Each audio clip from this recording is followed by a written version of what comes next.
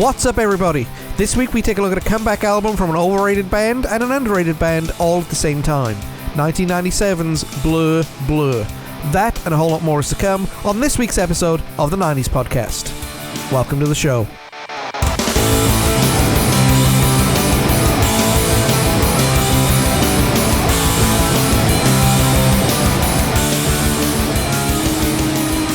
Hey, what's up, everybody? Welcome back to the 90s Podcast right here in the Because of Me Network. Hope you're doing well today, and I'm joined by Sarah Connolly. Sarah, how are you? I'm good. It's a fine Sunday morning here in Northwest Louisiana, is it not? It is, and how are you this morning, dear? I'm feeling fabulous. Good. You should be fabulous. It's our anniversary. It's our anniversary. We've been together now for 14 years married. Yay! Yay! Yes, the almost awesomest 14 years of my life. Almost? My awesomest. Not almost. I thought you said almost awesomest. It's awesomest. Uh-huh. Don't get me in trouble. Don't get me No. We're not doing that today. Okay. So how you been? I'm good. Just been working. It's been a busy couple of weeks. Apologies for last week. I severely injured myself last week. Yes. And was not able to talk. Yes. I'm still feeling it right now, but that's okay. I'm doing a lot better than what I was. Yes. Note to self, don't sneeze, cough, and fake vomit all at the same time. It really, really hurts. Yeah, only you could pull a muscle while sneezing in your side. I know. I couldn't sleep for 2 days. It hurt really bad. I know. As a person who's laid down next to you while you weren't sleeping, trust me, I know. So, enough of this mindless banter. Yes. Why are we here today, Sarah? We are here to talk about Blur's self-titled 1997 album. Yes, their fifth album. Mm-hmm. Yes, there was 6 albums in the 90s. You got to admire that dedication for a start. 6 albums in 10 years is phenomenal. Mm-hmm. But this one right here is got a very, very interesting backstory to it, and a very, very interesting story to how it was recorded. Ooh, story time. So that's why we picked this. We'll do the track to track thing. We'll briefly go over track to track, right, because it's a very, very difficult album to analyze. And we'll go over some of these tracks very, very briefly, very, very quickly, and some of them as in depth as a little we more usually extensive. Go to. Yeah. Yes. But the album itself, how it came to be, fascinates the ever-loving charm out of me, because... Tell us more. Okay. Here's the deal, right? Uh-huh. Picture it, Sicily. Picture it. London. Essex. 1994. Essex, 1994, yes. Right, okay, it's 1994. Mm-hmm. Britain is on the verge of a big musical explosion, right? Ooh, there's bands like Pulp and Suede and Elastica, all competing for that big spot. Right. But the most established band out of all of those at that time was Blur. Right. They were about to release their third album, Park Life. Right. Park Life, as we've discussed already on this podcast, yes, is absolutely phenomenal. All the people. So many people. So many people. You can get us flagged on YouTube, stop. Whatevs. No, joking aside. Blur take up the mantle, right? This is pre-Oasis. Mm-hmm. This is pre-Verve. Blur take up the mantle. Mm-hmm. Biggest band in Britain, yes. 1994. Yes. And they sweep the Brit Awards in 94, yes. 95, excuse me. They won Best Band, Best Live Act, Best Video, Best Single. They won it all, right? Yes. They were the people's band at the time. Mm-hmm. And that kind of carried them through 1995 when they released The Great Escape. Yes. They won the Battle of Britpop, which was Oasis versus Blur, when they released singles on the same day. There's mitigating circumstances to that, which we'll get into in maybe another episode, I don't know.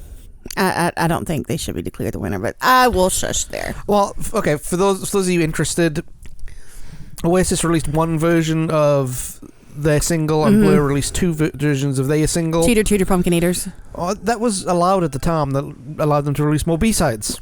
Yeah. So, they were, The Great Escape was heralded as a masterpiece by the music press, and at that point, the questions started being asked by the fans and the critics, because The Great Escape was certainly not a masterpiece. Right. It was the opposite of what a masterpiece actually is. Right.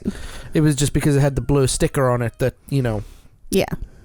So, between 1994 and mid 1995, Blur were the band. Yes. Right? They were the best. They were critically the best band in Britain. They weren't selling as much as some of the other bands were, but they were critically front and center. Right? They what the music press and the music critics wanted to base this Britpop movement around. Okay. Forget Blur, forget Oasis, forget Pulp, forget Suede. Blur is they fit the mold. They fit the mold, right? Okay. And then it all went to crap. Very, very quickly. In the matter of a couple of weeks, they went from being from up here, they went from the penthouse to the outhouse very, very quickly. Okay. Yes. So what happened? How did that happen? Well, it all centers around the Help album. Now, for our listeners, do you know what the Help album is? Vaguely, but why don't you explain it to us there, Johnny? Okay, the Help album was a project that the New Music Express, the NME, in conjunction with the charity War Child, released for children of the... I can't remember which war it was. Went to be used for AIDS in the ongoing Bosnian War. Yes. Bosnian War. And they had a kind of a weird way of doing it, right? They wanted to do it as old school albums used to be done. So you record on a Monday, you mix it on a Tuesday, you release it on a Friday. Right? And you promote it in between. So they had this who's who of British musical acts come in. From Suede, Radiohead, Oasis, The Manic Street Preachers, Pulp, to Paul Weller, Paul McCartney, a supergroup formed featuring members of Paul Weller's band, Paul McCartney's band, and Noel Gallagher called the Smoking Mojo Filters. Yes. Just this who's who. And they spent Monday in Abbey Road putting this stuff together. Now, you notice there's one name I didn't mention. Damon? Blur was not involved. Ooh. So that already shows you how respected they were by their peers for a start. Well, yeah, I mean, you can be media darlings and everybody else hate you, which is kind of where they were. They were. Yeah. Well, it gets worse. See, Help was a charity album. And technically was a compilation album. Yes. Well, Food Records, which is Blur's record label, they decided they were going to fight the designation of the Help album as a traditional LP so that it wouldn't rank up on the album charts. Why? Because they released Help the same day that The Great Escape was released. So they really fought a charity album? They fought a charity album to get number one in the charts. What a group of beep. Now this was the, now I want to clarify real quick. Yes. This was the record label, not the guys. The guys were like, "Why the hell are you doing this?"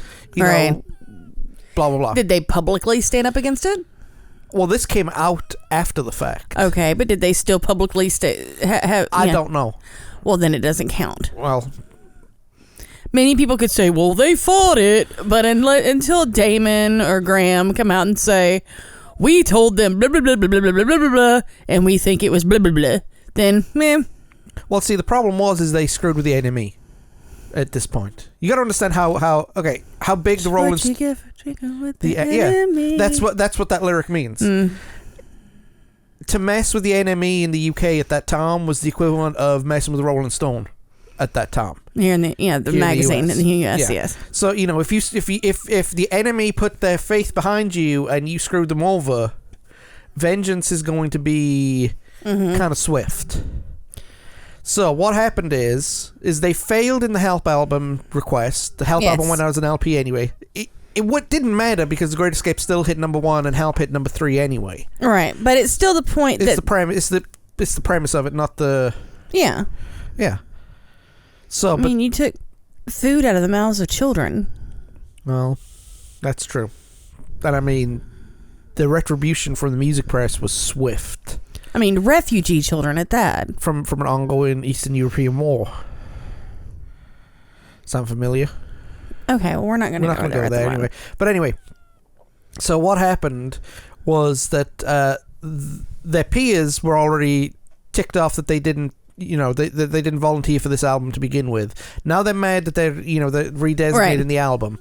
NME re-reviewed The Great Escape and it went from this generation's masterpiece to actually what it was, and it was a very, very average album. And it had some good songs. Charmless Man, great song. Universal, great song. Mr. Robinson's Quango, I have no idea what that means. Right. You know, it was very, very, you know. So, needless to say, it was not fun to be Damon and Graham and Alex at the time. No. Poor Dave always gets forgotten. I know. But what happened next was around about this time, it was time for the winter releases of songs. Because, see, in the UK, usually when you release an album, it has a year's lifespan, and you release a spring, summer, autumn, right? Winter Singles. Yeah. Right? So, you know, Roll With It and Country House were the summer singles. So we come up to the fall, and Pulp release Common People, which I still believe is the unofficial national anthem of the UK. I love that song. Beautiful song. If you've never heard it, I recommend you find it as soon as possible. And if you have heard it, you know what I'm talking about. Yes. It talks about how rich people. There was a certain rich person who made fun of being poor and wanted to be poor just for the clout. Yeah. And yeah. You'd have to listen to it. We're going to have to do another episode. We're going to do an episode on it. We have to do an episode on that song. Yeah. I mean, it's phenomenal. And Oasis released a certain song that's still played to this day by everybody wielding a guitar. Wonderwall. So these two songs, right, they're seen as authentic songs. Right. And then Blur released the Universal. I said a minute ago, Universal's a great song, but it's not the Britpop working class song. Well, Blur weren't seen as working class, so nothing they could have done. Exactly. Nothing they could have done could have prepared them for this backlash. Right. Because the Universal was seen as overindulgent and just over the top, and I don't think it was.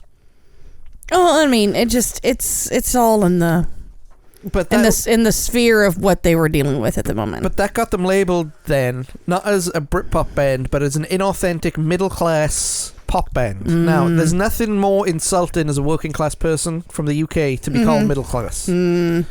Because there's different connotations. You know, with working class, you're seen as hard working, and you know, it's not like over in America where the middle class is the equivalent of the working class. Right. You know. Right. So the band were further humiliated at the 1996 Brit Awards. So from October to February, right, they went from being the biggest band in Britain, riding high, to being mocked on stage by every single band that went up there, particularly Oasis mocking them about 3 times. Yeah. And because they didn't win any awards, they didn't have a voice back. You know, they were in the doghouse, the music press, they couldn't retort, they couldn't go to the magazines and complain. You know, this left Damon Albarn feeling stupid and confused. And Alex James would say in Select magazine, quote, "After being the people's hero, Damon was the people's for a short period. Basically, he was a loser, and very publicly." So that's outside the band. Now, you'd think at this point, the guys would rally together, put their heads down. For those wondering, that noise was my pen blowing apart. Fidgy McFidgerton over here likes to click his pen and play with his pen. Is that one of the good ones? Yes. You broke a Sharpie pen? Yes. Okay, this is totally not sponsored, but those, if you haven't tried one of the Sharpie gel pens, it still writes. Okay, I understand it still writes. You messed with the little clip part of it. But I will say that those bad boys glide on paper like Christy Yamaguchi used to on ice. They are amazing, and they come all the way down to a 0.38, which is my favorite.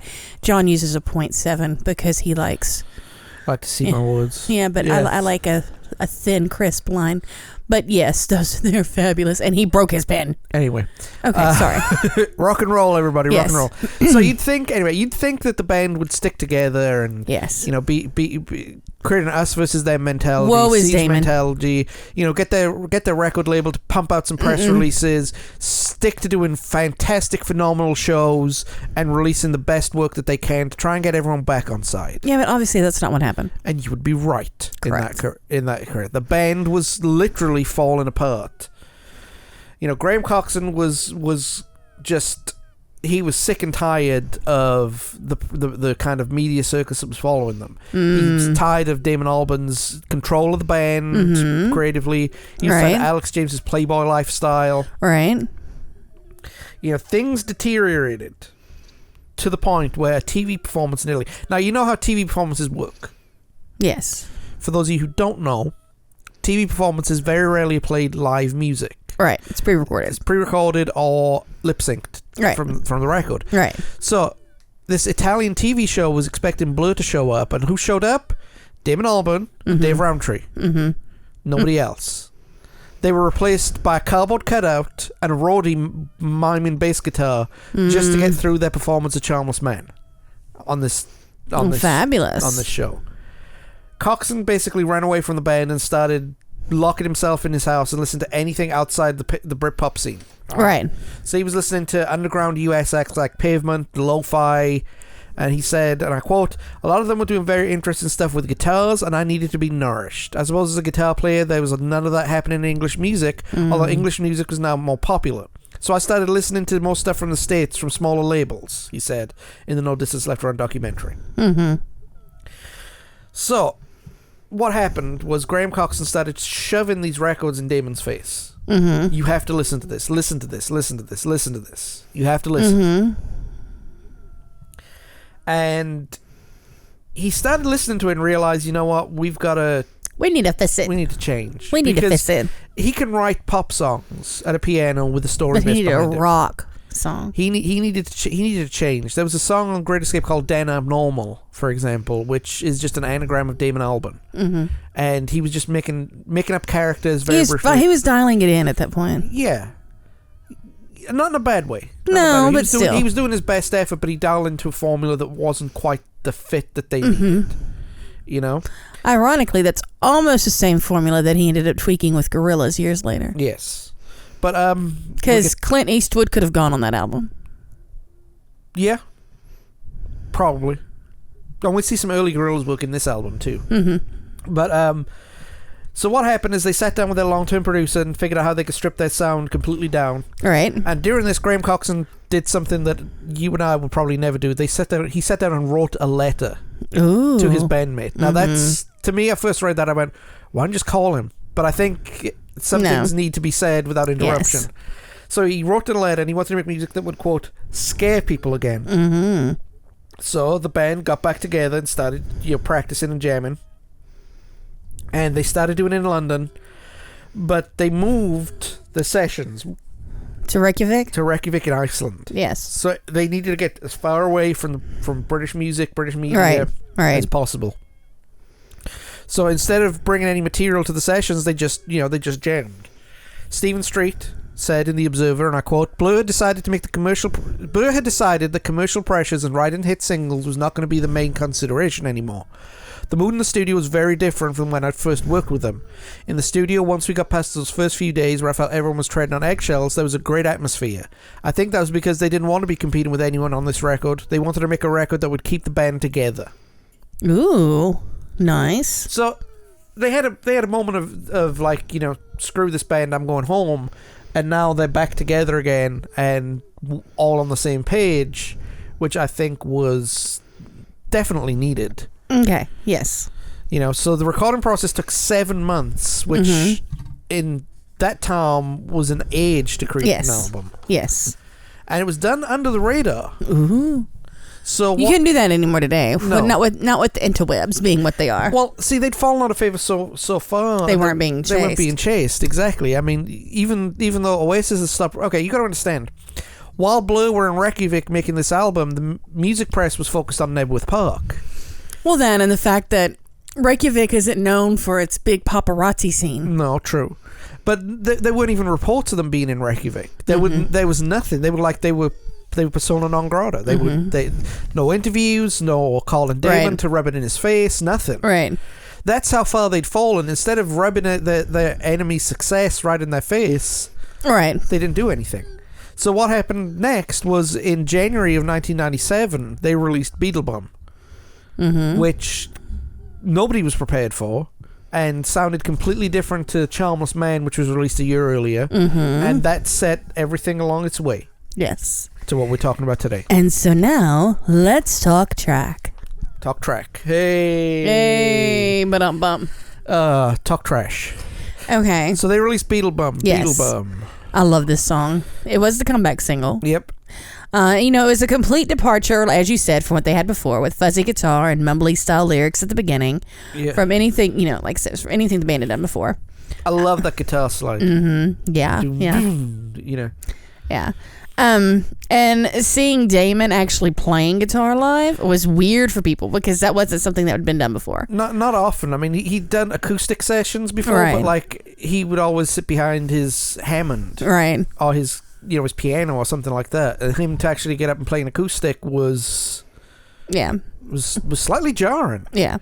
It's not based on a character, which was usually what Blur was known for at the time. Yeah. And it was known about heroin addiction and or experimentation, which is unfortunately what Damon and his longtime girlfriend Justine Frischman had been going through at the time. Yeah, Damon's heroin addiction was legend among his peers, but not public. Right. Which is very, very weird because you had the rest of the bands talking about how much E and coke and they were doing, and this went completely under the public radar. Everybody knew what was going on. I think it was the stigma of heroin for Kurt Cobain, because that was very, very publicized in the British music press, and everyone would have probably thought that he was on his way to downward. And plus, I mean, heroin has always had, like, coke is, especially in rock, it's like, okay, whatever. It's like having a cup of tea in the morning. Right. Right. But, I mean, it's not, like, lauded, but it's not, you know what I mean? It's expected. Right. And pills are the same way. But heroin has always just been, I don't know if it's because of how you take it or what, but heroin has always been, like, just dirty, you know what I mean? Like, it's in music and whatever, and just in general. I've known pillheads get offended by being off of heroin. Yeah. So, but anyway, this song was going to be called "Chasing the Beetle." Yes. Which I guess is a nod to Chasing the Dragon. I don't know. It's got a seedy sound. It is a filthy song. Yeah. Yes. But somebody said that it's a Beatles tribute song. It's like listening to the entire White Album in a space of like 4 minutes. Maybe. Yeah. Yeah. Which part is number 9? Yeah. Number 9? The label did not care for it at first and were kind of horrified when hearing the song. And they didn't think it would be a commercial. They figured it would be commercial suicide. No, it was their first number 1. Right. Right. Exactly. Sold over 200,000 copies. Which is a lot. I mean, considering that 3 years later, Manic Street Preachers sold less than 100,000 copies to get to number 1. Mm-hmm. Selling 200,000 was, and plus this was a January music thing, so it's just after Christmas. Everybody's got their new CDs and stuff like that, Yeah. So, but yeah, I think it's a fantastic song. I really do. I think that it sounds so much like nothing they've done before, but at the same time, his vocals, it's kind of a link, if that makes sense. Yeah. His vocal style didn't change. Yeah. So you could tell, oh, this is a Blur song because I can tell that's Damon Albarn's voice. Right. He's got a very distinctive voice too. Now, the next song... second track on the album. Yeah, second track on the album. Outside of... Now, this song was popular around the world, but it's also... Most people, outside of the Gorillaz, if they know Damon Albarn's voice, it's from this song. Yeah. This song is the most popular Blur song, at least here... Internationally. Internationally, yeah. Definitely. So you should already know the song that we're talking about. Woohoo! If we say Blur... Oh, it's song 2. Woo! Yeah. All right. Song 2. Well, this is actually a parody song. If you listen carefully, it's their little joke to the record label, right? And it's a jab at the pop punk scene and the pop grunge scene, not the grimy grunge scene and the grimy punk scene, but the right. The inauthentic stuff that just is loud guitars with pop lyrics. Although that could be Nirvana. But But that's another story. It's got that very happy up and down. Yeah. I like it. Yeah, the song was originally composed as a music number with the woohoos as a whistle. Mm-hmm. No, that would be horrible. So what they did is they upped the tempo, added some squire guitar behind it, and then introduced the fuzz and the bass and bada bing, bada boom. Mm-hmm. There it is. There's the song. The band wanted to use this track to make sure the label knew the direction of the album, and to fuck with them a little bit. Yeah. So. Okay. It was the working title, and it stuck. Yep, song 2, working title. Mm-hmm. 2 minutes is one of the shortest songs on the album, so it's like pop scene and bank holiday in terms of energy and feel. Right. It doesn't have the polish. And ironically, it hit number 2 on the UK music charts. But it broke the top 40 in the US music charts and on several, around the world. Yeah, now for those of you not in America, America has like 8 different music charts. Mm-hmm. From alternate rock, indie rock, so on and so forth. And they hit like top 40 in all of them. All the rock and pop related categories. Right. If you owned a sports game in the late 90s or early 2000s, you know this song. This song was on it. Everything from FIFA to South Park had it in its game. Guitar Hero Rock Band, and former UFC middleweight champion Michael Bisping used this as his theme music. Woohoo! Right? So, yeah, I think this I think is the best advert for the album. I didn't know it was Blur when I first heard it. And even, I said Beetle Bumps, you can hear Damon's voice. Mm-hmm. It doesn't, it didn't click with me when I first heard it. The first couple of times I heard it, it's like, oh, that's Blur. Okay, fair enough. Next song is a song called "Country Sad Ballad Man," and this is it's a shot at people who are nothing but celebrities, right? So like one of the lyrics is "Come on in, VIP 223," saying like all famous people think that they're special, but they're not special.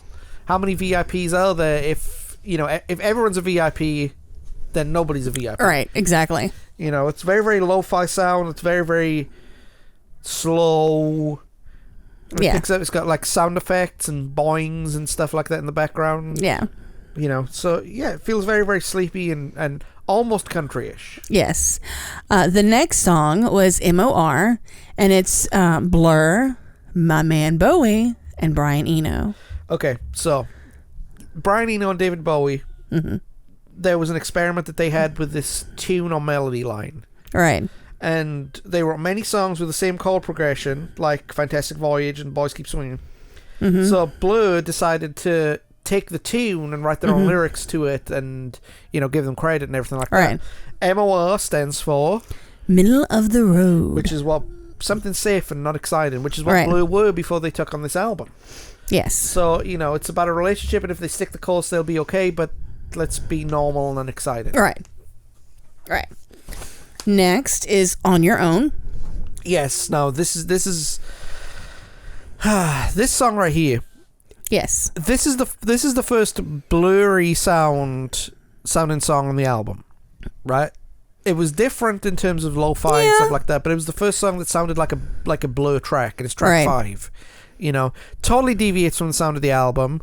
You've got like a keyboard and a drum pattern, which is kind of trippy. Right. And some fans believe that it's about an acid trip. I could see that. I mean, like the lyrics go, "Holy man tiptoed his way across the Ganges with the sound of magic music in his ears. Mm-hmm. We go happy day glow in the disco as the sound of magic music in our brains." Yeah, it's mushrooms, basically, isn't it? Yes. But however, being high on drugs, the consequences. He blew all his money away. And in the chorus it says, "I eat parole with a gold card soul." Yeah. So on and so forth. This is the third single from the album and hit number 5 in the UK, but did not chart in the US. So it was a drastic come down. Song 2 was basically that one hit. And boom. And Damon actually considers this song to be the first Gorillaz track. Yeah, I can see that. Even though there are more tracks on this album that deserve Gorillaz status, this one definitely is one of them. Yeah. And it probably showed that he's actually more this album is all about starting to unlock potential, basically. Right. And next is an instrumental track that, and y'all know how I feel about those. I'm not the biggest fan, but it's called Theme from Retro. Yeah, it's very, very Hammondy with fuzzy instruments and very, very trippy. It's an LSD circus track. Yeah, pretty much. Yeah. I mean, it's a bridge, Mm-hmm. It can drag, though. Right. It really can drag. But and then you have a Graham track called You're So Great. Now, this song right here. Hit me. Tell me about it. Let me say this. This is one of my favorite Blur songs. Okay. It really, really is. It's about Graham's struggle with alcoholism. Right? Okay. And as I mentioned in the last time we talked about Blur, the band did have a lot of addiction issues with alcohol and drugs. Right. And they tried to fight them. This is the first Blur song since Fire Out not to feature Damon on vocals, even as lead lyricist. And it's the first and only Blur song to feature Graham Coxon as the performer. So he's the only one doing this song. He's the drummer, he's the guitarist, he's the bassist, he's the singer. And there's homie. very little. It's all guitar. Yeah. And a little bit of bass. No percussion. That's right. I'm sorry. You're fine. And the lyrics are ambiguous, but it's definitely about his alcoholism. Right. There's a lyric in there, TT and coffee helps me start the day. TT and coffee shaking all the way. Because he's going through DTs at this point. Right. That's what... It's beautiful. It's a beautiful song. That you can... and it's so lo-fi. You can hear the hiss in the background... The production. I love underproduced songs like that. The production on the instruments is very, very. I mean, he doesn't. Okay. I mean, at times there's something to be said for the Spectre wall of sound, but I really love raw recordings. Yeah, and just using two rhythm and a lead guitar, and the guitars are all his electric guitar. Yeah, that's a hallmark of Graham Coxon's guitar playing too. He's got to do things thrice. Right, I think. But this song, if you want to listen to any song off this album that's not song 2, go check listen it to out. You're So Great. Yeah. Next is Death of a Party, which is a very dark song. The guitars or bass are muted, but in a good way. Yep. And the middle with the guitar effects is amazing. It's got Alex James and Dave Rowntree performing amazingly in here. Yeah, I mean, it's later REM meets Pulp is this kind of song, I can tell. It sounds like, I mean, this is the only way you can describe it, but... It's actually about AIDS, and it's a warning to people who continue to have unprotected sex that it will literally come back to haunt them. Yeah, the main character is supposed to be the death of a party. Mm-hmm. So... I bet we have to do an episode on this, but I bet they watched Kids before they wrote this. Probably. That movie scared the ever-loving bejesus out of me. Okay. Some people think that this is a follow-up to the 1992 single pop scene. Yeah, I mean, pop scene predicted that Britpop was the scene beginning, and this is kind of the end of it. They were once the Godfathers, so I can see how it holds water. The party's over now. This is Blur's Come Down album from the Britpop scene. Yeah, they've released 3 of them. Now it's their Come Down. That's it. We're done here. Yeah. And then we go from that to the next track, which is Chinese Bombs. Oh, yes. Chinese Bombs is another Blue Hallmark type song. It's, again, produced in the lo-fi style, but, again, it's got, the pop scene, the bank holiday. All right. 2 minutes, in and out, Right. Did you know that this song is about Bruce Lee? Really? Yes. Even though Lee is from Hong Kong. Yeah. Yes. It seems very, very anti-Chinese, or at least the handover that Britain did for Hong Kong to China back in 1987, I think it was. It's very, very loud, very, very fast-paced. It's very, very guitar-dominated. Yeah. You can barely hear the low end on it. Yeah. So it's quick and trying to be entertaining, but I think it fails a little bit. Just a little bit. But then we go straight from that back into lo-fi with I'm Just a Killer for Your Love, which is very trip-hop. And, again, this sounds very early Gorillaz. Yeah, I mean, this was one of the few tracks not produced in Iceland. It was produced in Studio 13, which is where Blur came. That's the inspiration of their next album, was called 13. Some people believe this was just a jam that made it onto the record, and they're kind of right. This was due to be a B-side, and it was originally just to test the gear in the studio. It's lyrically surreal or nonsensical, depending on which way you I think somebody tapped into Noel's Dr. Seuss book. Yeah. And had a little bit more of the mushrooms. Mm-hmm. Yeah. And then you have Look Inside America. Yes, I love this song. Do you now? Yes. Tell me about it. Okay. It kind of starts off like End of the Century, which is one of my favorite blues songs to begin with. I have a lot of favorite blues songs, but like when I say one of my favorites, like top 10, top 5, right?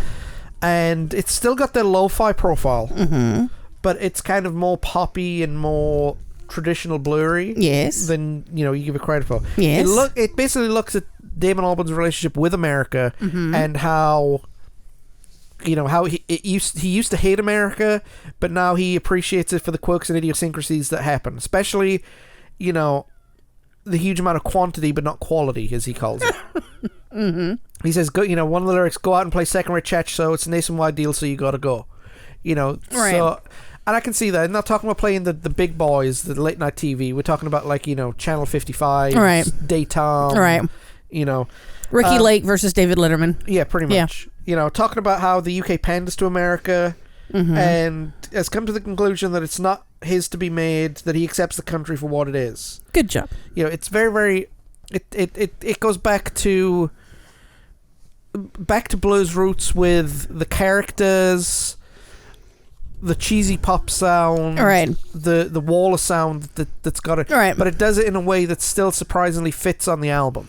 Yes. So it doesn't sound out of place. A great song. Again, go look this song up. Next, we have Strange News from Another Star. Yes. Now, this one is... very trippy. Very, very trippy. Very, very trippy. Surreal lyrics, acoustic guitar, combined with eerie keys and hard drums later in the song. It's very Bowie-esque. Yeah, somebody on Song Meanings, where I look up what the fan theories are behind certain songs, said that it's every song on Ziggy Stardust rolled into one.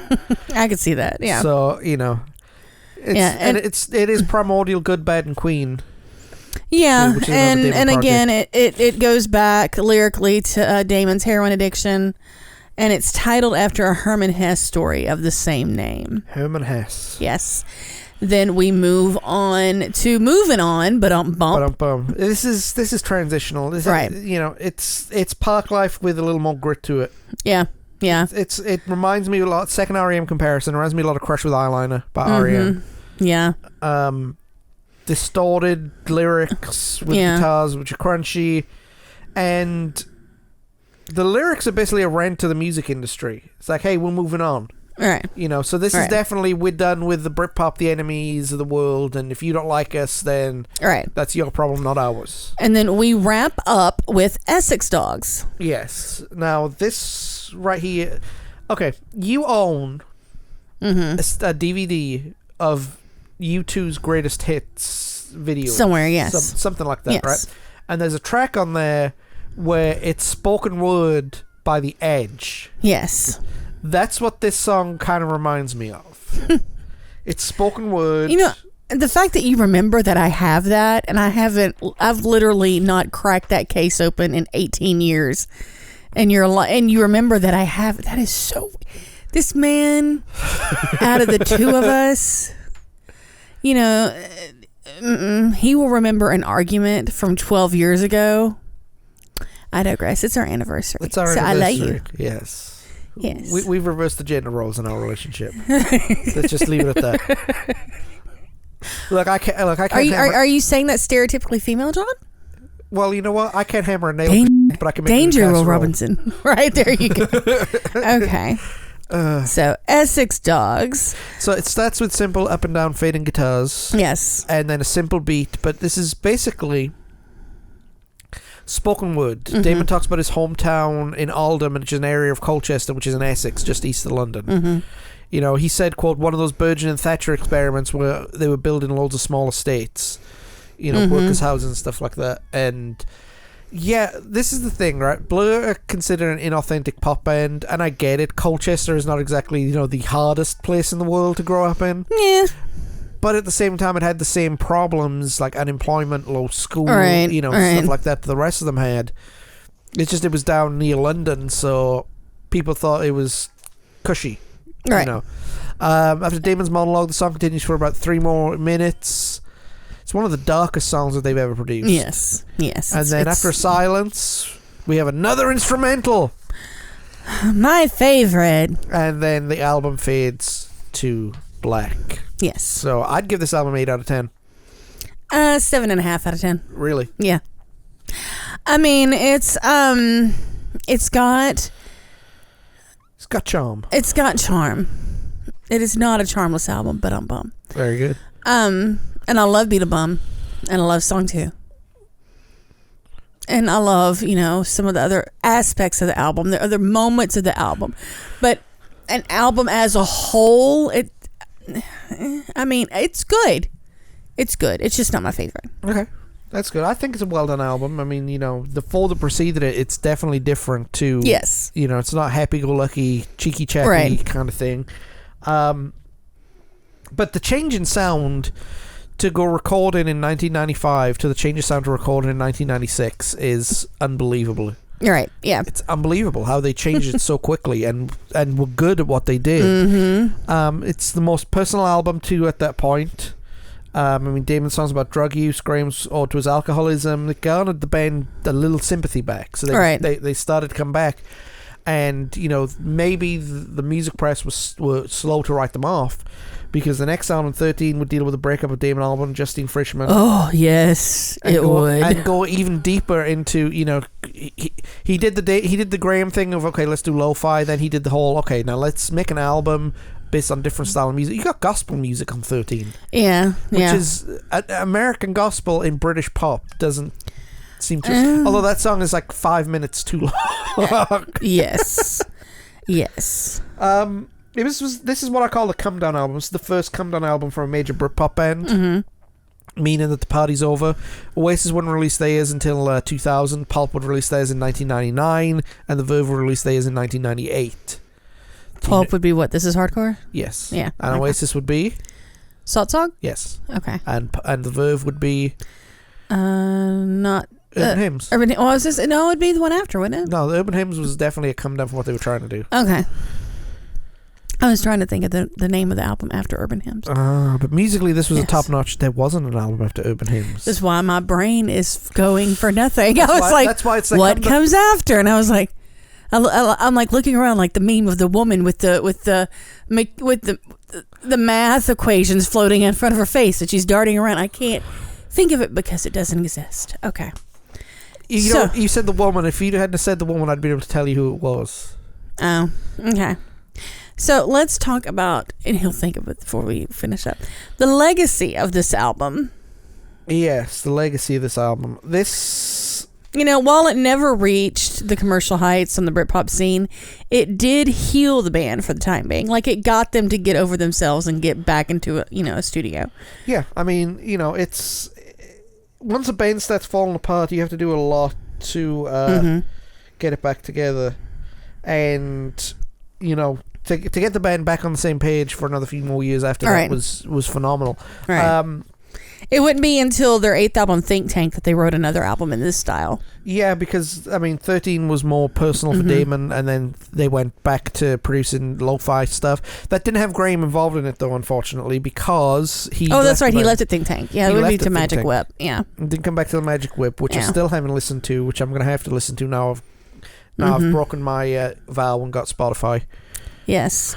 Well, we only got it for the kids, but never mind. Anyway, their next album, 13, was written from the perspective of, again, Damon's breakup with Justine Frischmann.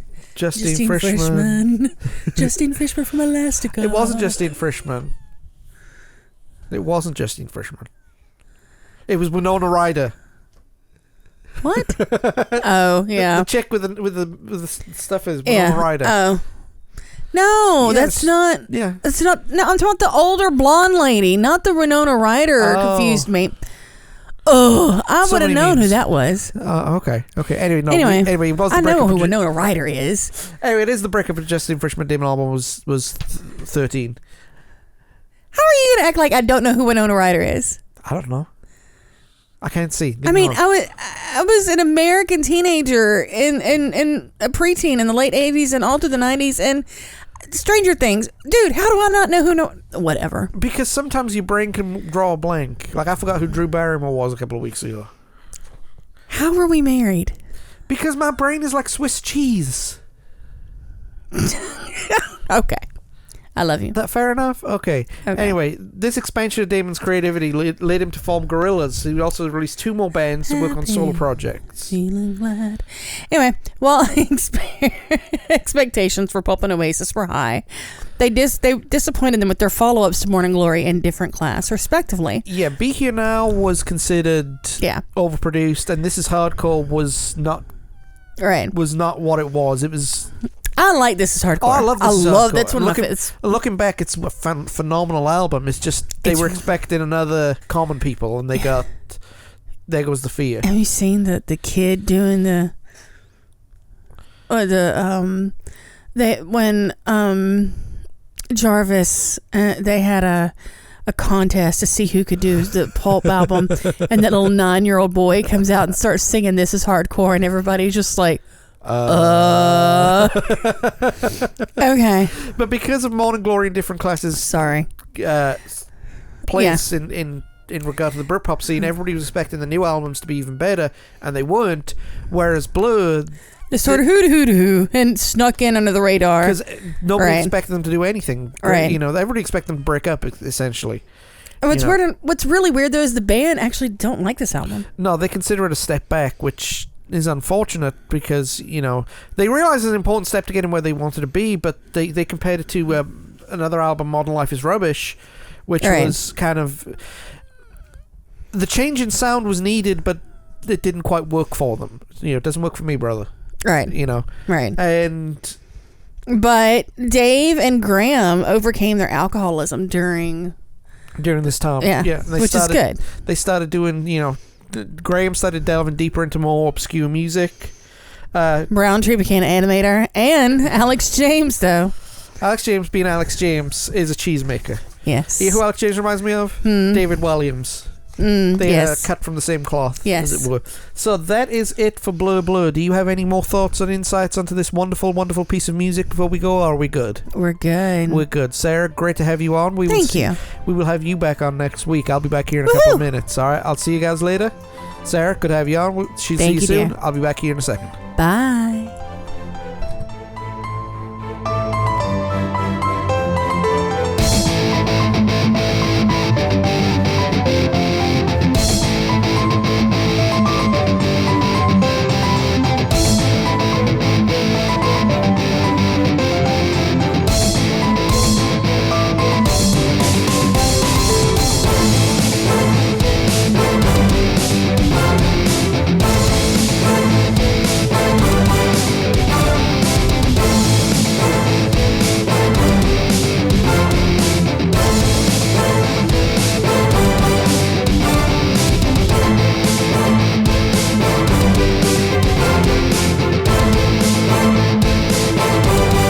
We got about a minute or so before we go again and get out here. Thank you once again to Sarah Connolly for taking the time out of her busy day, for taking the time to talk to us. It's always good to have her on. She will be back next week for our season finale, where we talk about the one and only Batman and Robin. Yes, we wanted to go ahead and end this one on a funny one, so we're going to go ahead and get out here with Batman and Robin. An awful, awful movie, but one that... well, you just have to see to believe it. We're going to go ahead and have a lot of fun with that. So Sarah will be on next week, and that will be our season finale, okay? We're going to be doing 9 episodes this season. We had a couple of weeks where we missed some time due to some technical errors, and last week where I hurt myself pretty bad. It was pretty bad. You might laugh about it, but it was really, really hard to go a week without sneezing. But that is it for the 90s podcast. Next week, we also have the 90s Gamer. Yes, the 90s Gamer is still going on. Our playthrough of Crash Bandicoot 2 Cortex Strikes Back is up on our YouTube channel. We're doing episodes 5 and 6. And we'll be talking about the future of that playthrough sometime next week as well, as we run into some technical difficulties. Wait until you see episode 7 to explain what is going on, okay? And that really is it for this episode. So again, thanks everybody for listening. Thanks Sarah for coming on. Hope you get to listen to this album if you haven't listened to it already. It's a really, really good album. Yeah. So that is it. We will speak to you next week where we talk about Batman and Robin. And see you soon. Take it easy, everybody. Goodbye.